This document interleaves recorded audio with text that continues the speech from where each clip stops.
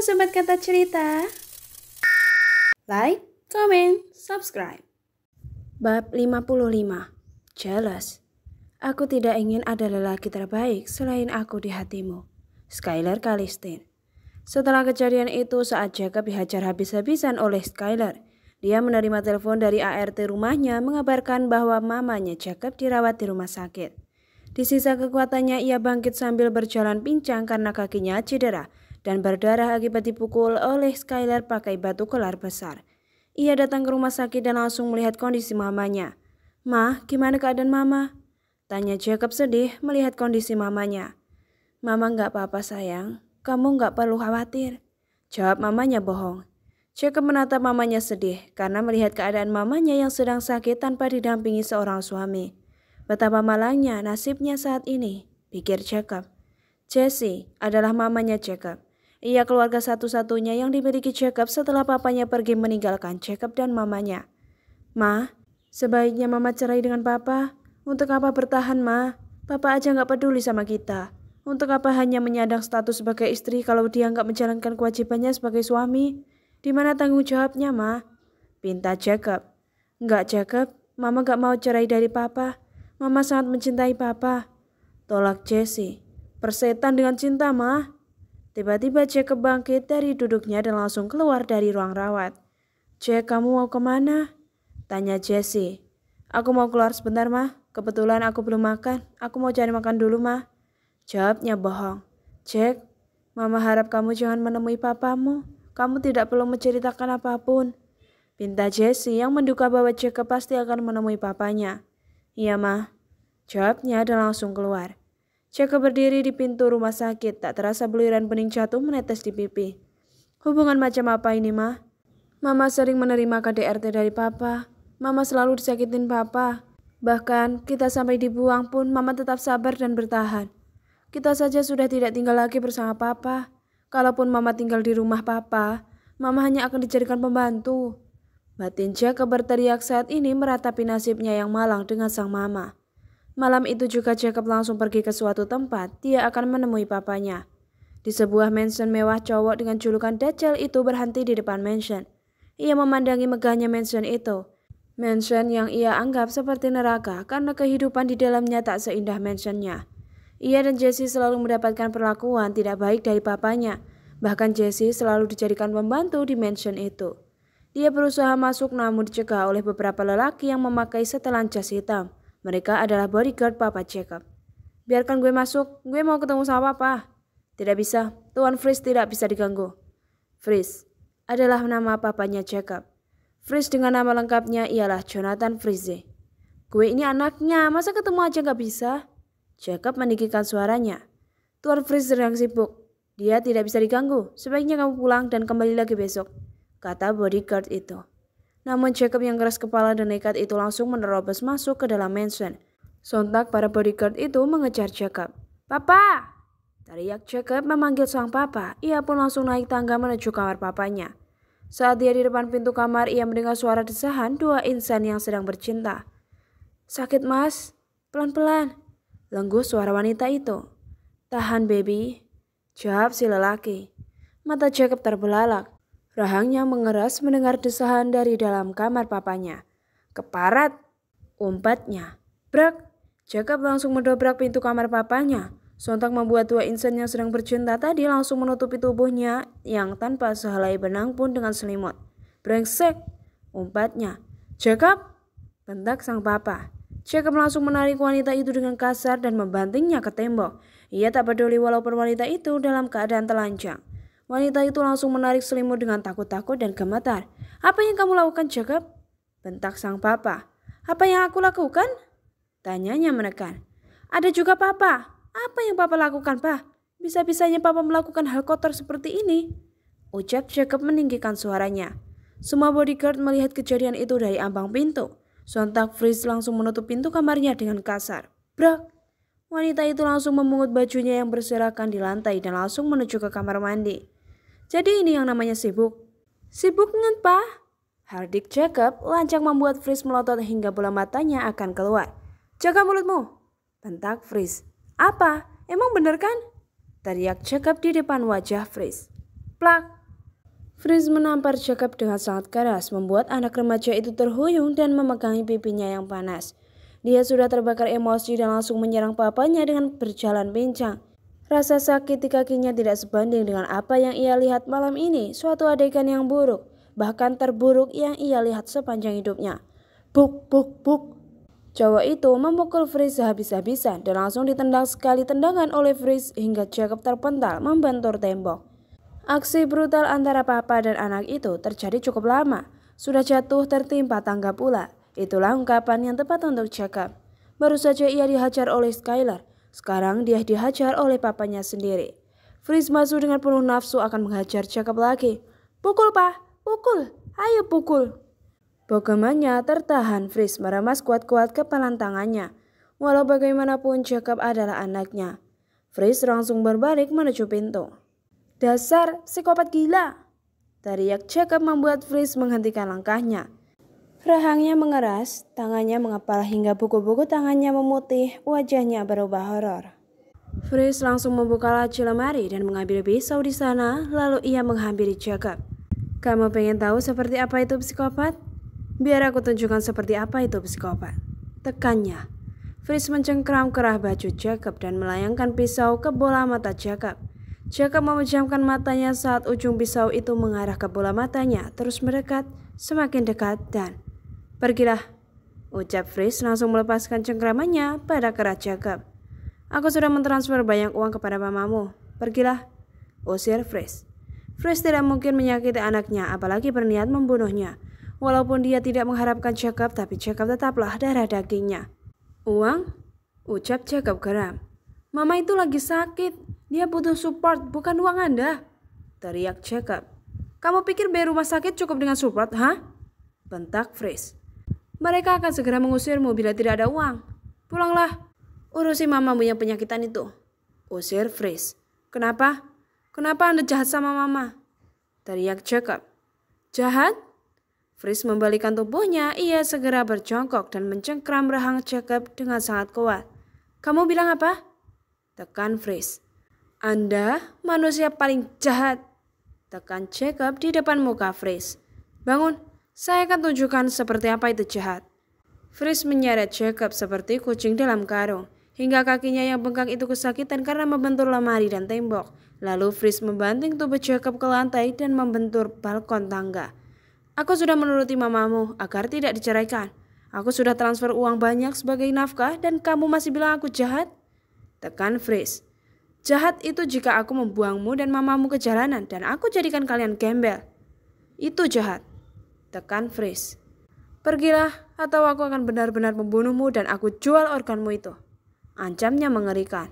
Jacob menatap lelaki di hadapannya itu penuh dendam. Ia berusaha bangkit walaupun tubuhnya terasa remuk akibat dihantam Skylar dan Fritz. Bukan hanya tubuhnya, tapi juga hatinya sangat hancur. Matanya memerah genangan air mata yang hampir terjatuh itu terus ia tahan. Untuk apa menangisi lelaki monster yang kejam dan mengerikan seperti Fritz? Pikir Jacob. Para bodyguard memegangi Jacob bersiap mengusirnya. Jangan sentuh gue bisa sendiri. Tolak Jacob. Fritz memberikan aba-aba kepada para bodyguardnya agar melepaskan Jacob dan membiarkannya berjalan sendiri. Jacob melangkahkan kakinya sambil memegangi balkon tangga. Yosef, panggil Fritz. Ya Tuan.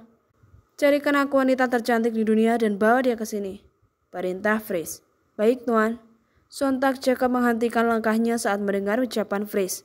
Bajingan. Umpatnya. Fritz masuk ke dalam kamar. Ia dihadapkan dengan wanita tadi. Itu uang untukmu, pergilah dan jangan pernah kembali lagi. Mata Fritz mengarah pada amplop berwarna coklat yang berisi uang. Wanita itu mengambil amplop yang ada di atas kasur dan segera keluar dari sana. Lalu Fritz membuka lemari dan mengambil sebuah kotak kayu dengan pahatan yang indah.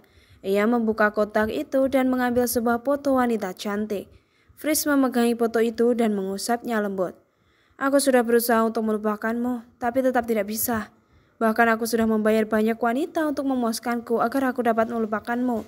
Tapi perasaan cinta ini tetap tidak berubah. Aku akan segera menemukanmu dan aku akan membawamu ke mansion ini. Mansion yang sudah aku bangun untukmu sesuai seleramu. Maafkan aku karena kecerobohanku telah membuatmu celaka. Ungkapnya meneteskan air mata. Lalu Freeze mengambil sebuah foto gadis kecil memakai hijab mungil dan cantik. Seketika raut wajahnya berubah menjadi bahagia. Hai peri kecil Om, bagaimana kabarmu? Di mana kamu sekarang? Kamu pasti sudah besar. Om sudah menyiapkan kejutan untukmu dan akan Om tunjukkan padamu nanti saat kita bertemu. Ungkapnya lagi tersenyum. Pasti itu wanita yang sudah membuat Mama menderita selama ini, batin Jacob. Saat para bodyguard itu keluar mansion, Jacob kembali ke kamar sang papa dan ia berdiri di balik pintu yang terbuka sedikit. Ia mendengar semua perkataan Freeze. Sudah 1 minggu setelah Jacob menemui Freeze. Sudah 1 minggu juga Jessie dirawat di rumah sakit. Ia menghela nafasnya dalam-dalam saat mengingat kejadian malam mengerikan itu. Lalu ia mulai berangkat menuju rumah sakit. Itu ingatan Jacob pada malam di mana dia dihajar Skyler dan Freeze. Jacob menghela nafasnya lagi saat mau memasuki ruangan rawat. Hari ini Jessie akan pulang ke rumah. Jacob masuk dan melihat mamanya sedang membereskan barang-barang untuk dibawa pulang. Ma, maaf ya, Jacob baru datang sini, ucapnya sambil memeluk Jessie. Iya gak apa-apa Jack, Mama ngerti kamu kan harus sekolah. Jacob tidak sekolah maupun menemani mamanya di rumah sakit karena memang dia juga sedang sakit. Terlebih kakinya yang bengkak bahkan memar pada kakinya belum hilang. Dia tidak ingin membuat mamanya khawatir. Skyler semakin hari semakin rajin belajar. Ia benar-benar ingin membuktikan pada istrinya bahwa dia mampu mendapatkan nilai di atas rata-rata. Sky rajin banget, sindir Silva yang sebenarnya sudah tahu. Kan aku sedang berusaha Sil supaya dapat nilai bagus, doain ya. Tentu, Silva selalu mendoakan Sky, bahkan tanpa Sky minta. Sky tersenyum mendengar ucapan Silva. Silva mengecek handphonenya, ia berniat menghubungi admin resto ingin menanyakan perihal Siska yang sedang bekerja di resto. Yah, kuotanya habis. Kalau Silva saat teleponnya melalui WhatsApp tidak tersambung karena kuotanya habis. Sky, panggil Silva. Iya sayang, sautnya tanpa menoleh. Hotspot dong, pintanya dan Sky menoleh ke Silva menatap gadis itu. Ya udah, kamu duduk di sini. Pintanya duduk di pangkuan Sky, Silva pun menurutinya. Udah, kata Sky udah menghidupkan hotspot. Passwordnya apa? Tanya Silva. Cium dulu, jawab Sky. Hah? Respon Silva. Iya. Sky masih fokus merangkum pelajarannya. Cup. Sontak Silva mencium Sky membuat cowok dengan julukan baby itu terpaku dan matanya membola sempurna. Passwordnya cium dulu Sil, kata Sky tersenyum tipis. Hah? Maksudnya? Tanya Silva bingung.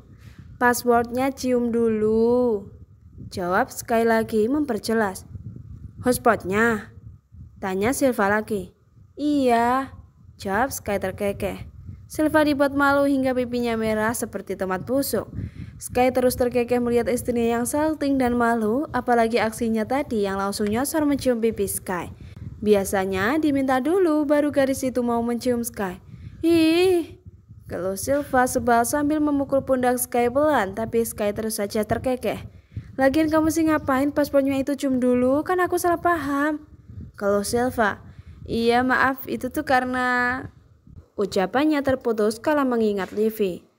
Iya, password itu ditunjukkan kepada Livy karena Livy sering meminta hotspot pada Skyler. Bukan karena Livy tak mampu membeli kuota, tapi dia sengaja agar kuota Sky cepat habis supaya Sky tidak main game di sekolah. Itu hanya modus Sky saja pada Livy.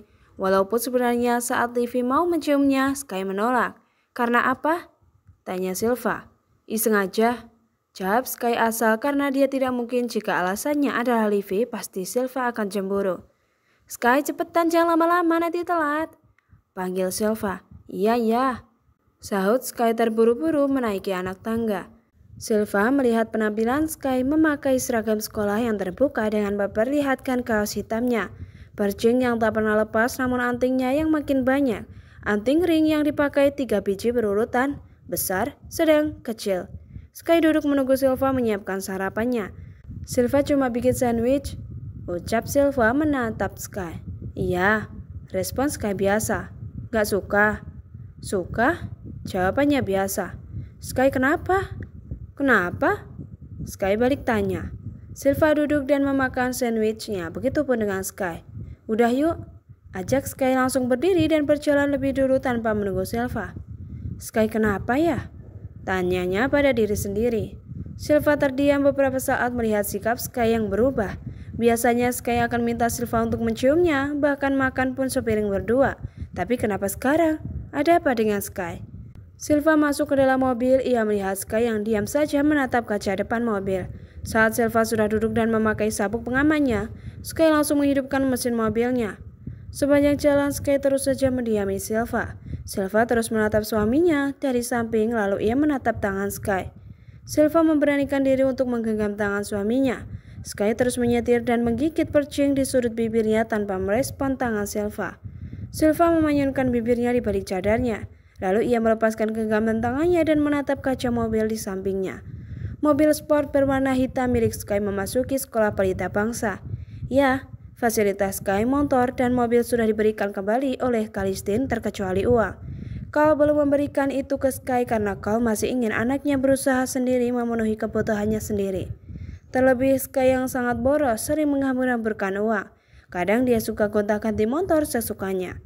Sky memarkirkan mobilnya bersamaan dengan Levi hingga mereka temu pandang karena mereka sama-sama membuka atap mobilnya hingga terlihat jelas. Semua murid heboh melihat itu karena yang mereka tahu Levi adalah kekasih Sky. Sky turun bersamaan dengan Levi hingga mereka saling berhadapan. Terlihat wajah Silva berubah murung, mungkin dia cemburu saat ini. Silva langsung turun dan berlalu pergi menuju kelas tanpa menunggu Sky. Dasar pelakor, cek ganjen, lo itu gak pantas sama Sky, Levi yang pantas. Munafik, mereka itu best couple, sedangkan lo sama sekali gak level sama Sky. Ngaca dong jadi cewek.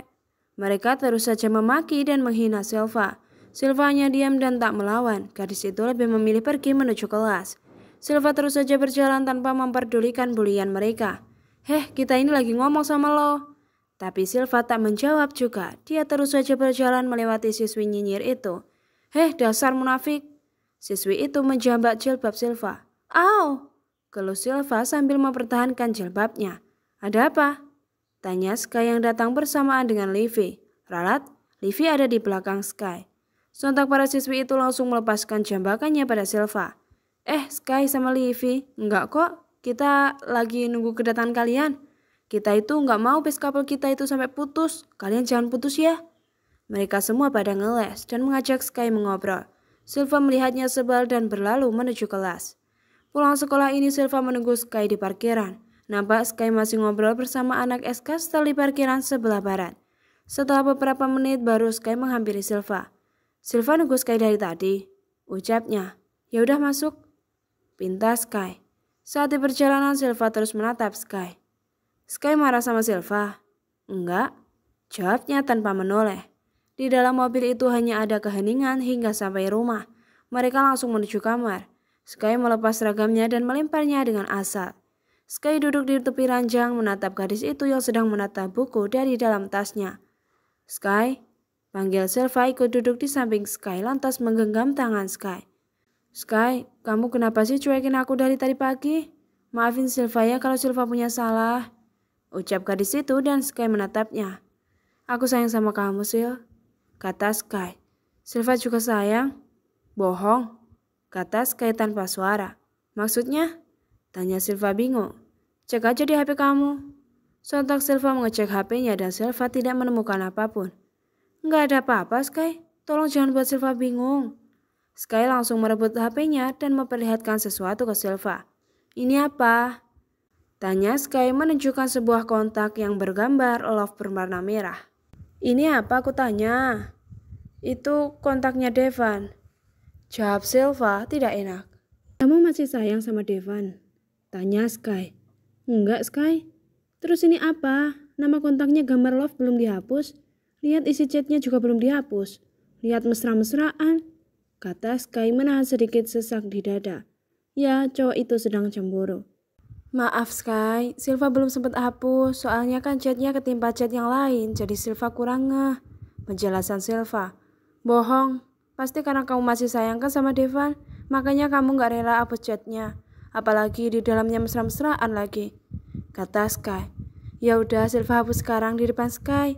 Kata Silva lalu memperlihatkan pada Sky layar kontak Devan dihapus, begitupun dengan chatnya. Udah kan sekarang Sky percaya kalau Silva gak sayang sama Devan? Apa Devan cowok terbaik di dunia? Apa dia lebih baik dari aku? Jawab, Sil. Tanyanya menjurus. Sky, lirih Silva. Jawab aja, Sil. Sky yang terbaik. Bohong, lihat ini.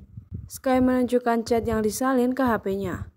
Devan, kamu cowok terbaik di dunia. Aku sayang kamu, semoga Allah menyatukan kita. Aku gak tahu Sil harus apa, tapi kata-kata ini bikin aku sakit. Ungkap Sky menahan sesak.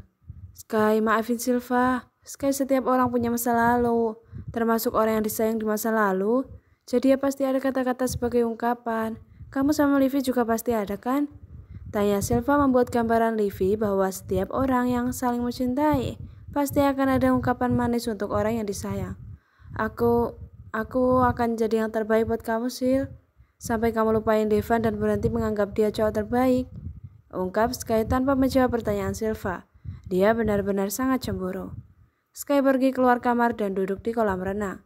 Jadi semalam saat Silva minta hotspot, Silva diminta duduk di pangkuan Sky untuk menemaninya hingga Silva tertidur. Lalu Sky iseng membuka HP Silva dan mengeceknya. Ia melihat ada kontak bergambar love merah. Saat dicek lagi chatnya, ternyata itu Devan. Entah kenapa dadanya terasa sesak. Dia menganggap bahwa Silva masih menyayanginya. Cowok itu sedang jealous. Terima kasih sudah menonton. Sampai jumpa, sobat.